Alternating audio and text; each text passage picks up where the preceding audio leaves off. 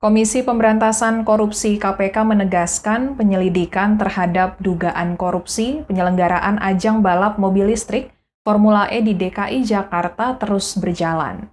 PLT juru bicara KPK Ali Fikri mengatakan tim penyelidik masih terus mendalami berbagai data dan informasi, serta mengumpulkan keterangan yang dibutuhkan.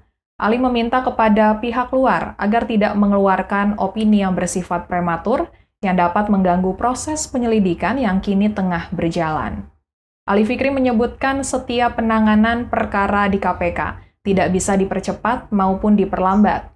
Seluruhnya didasarkan pada kecukupan bukti-bukti yang membuat terangnya suatu konstruksi peristiwa pidana korupsi.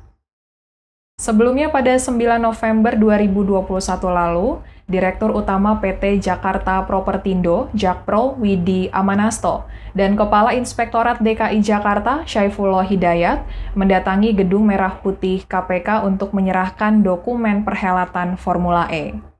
Dokumen setebal 600 halaman itu berisi rincian data perhelatan balapan mobil listrik Formula E yang rencananya akan digelar pada Juni tahun 2022 mendatang. Bambang Wijoyanto selaku tim hukum Pemprov DKI Jakarta mengatakan, dokumen yang diserahkan ke KPK itu merupakan himpunan seluruh dokumen yang terdiri dari proses persetujuan hingga persiapan penyelenggaraan Formula E.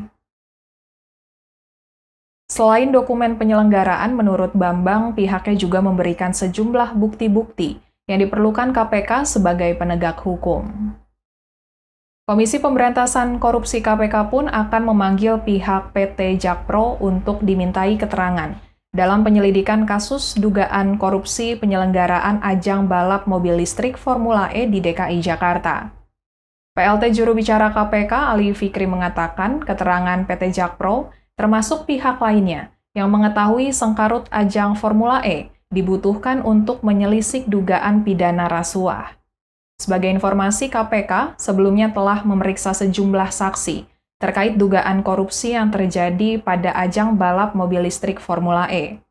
Para saksi yang diperiksa KPK terdiri dari berbagai unsur yang terlibat dalam ajang balapan mobil listrik itu. Proses ini masih berjalan, sehingga para pejabat terkait juga akan ikut dipanggil KPK nantinya. Sejauh ini, KPK belum menetapkan satupun pejabat negara sebagai tersangka dalam kasus ini.